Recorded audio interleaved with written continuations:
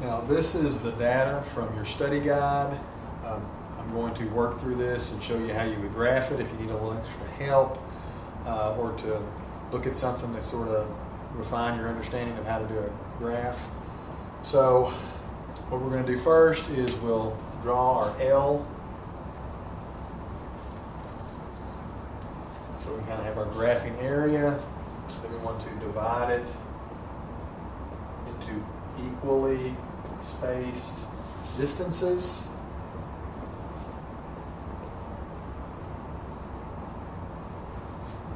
Now our next step is to figure out what's going to go on the bottom of our graph and what's going to go on the side of our graph. And to do that, we'll look at our T-chart. In our T-chart, we see that drop is on the left side. And normally the thing that's on the left side of your T-chart is what you changed in your experiment, and that's what will go on the bottom. So I'll label the bottom of my graph with drop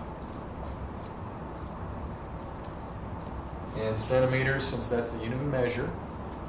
And then on the side, I'll label this bounce, and also with centimeters because that's the unit of measure there. Now, we've got graph, our labels. Our next step is to number off our number line. So I need to look at drop and see what the biggest drop is I have. And if we look through our column here, we'll see that 108 is the largest value in the drop category. So a pretty good rule of thumb is you need to get above 108, but probably below twice that value. So we want a number over 108, but probably a little bit less than 216. So I'm going to have to look at how many slashes I have here. 1, 2, 3, 4, 5, 6, 7, 8, 9, 10. So if I number by 20s, that'll get me up to 200. So that'll probably be a good number to do. So I'll number this by 20s.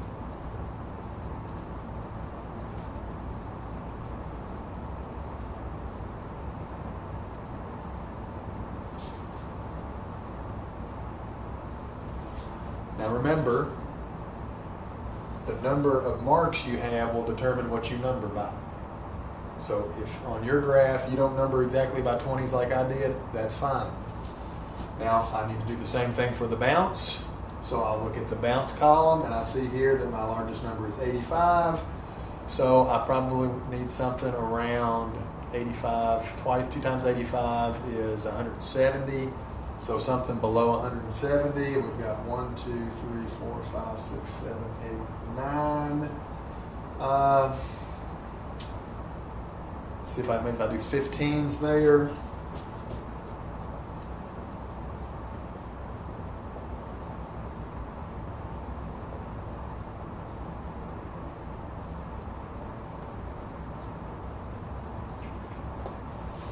And that gets me up to 135. And that's probably in the ballpark of where we need to be. Now my next step will be to graph my points. So I'll begin with my first set here, which is a drop of 23 and a bounce of 18. So I'll look at my graph. 23 is going to be between 20 and 40, but pretty close to the 20. 18 is a little bit above 15. Where those two cross at, where they intersect, I'm going to put my dot. Probably a little low, so I'll raise it up here just a bit.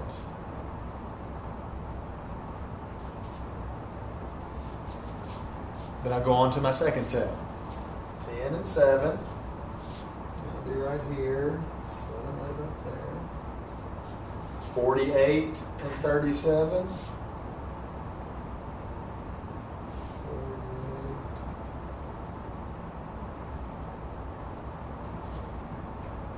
7 and 5,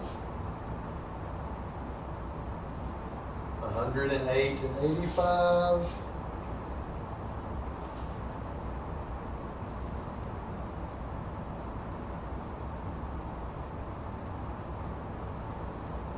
78 and 64,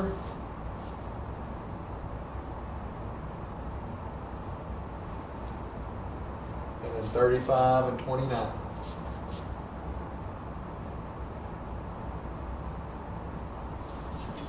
after I have all my points plotted, I'm going to connect my dots. I'll start over on the left side and connect them as I come to them.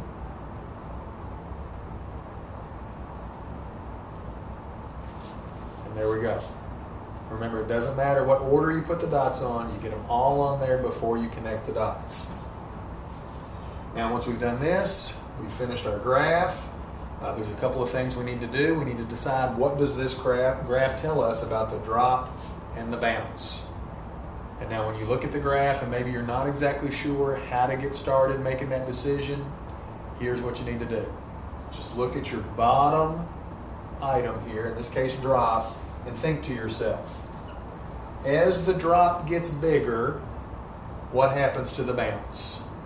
And if we look at this, we'll see the drop gets larger this way, and our bounce keeps getting higher and higher.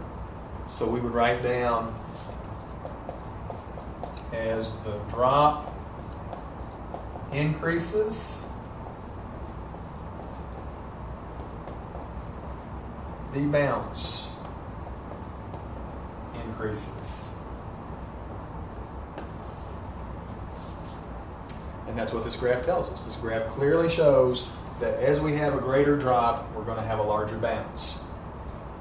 Now, the second thing you'll be asked to do with the graph is to take a number that's not on that number line, that connection, and see what it should be.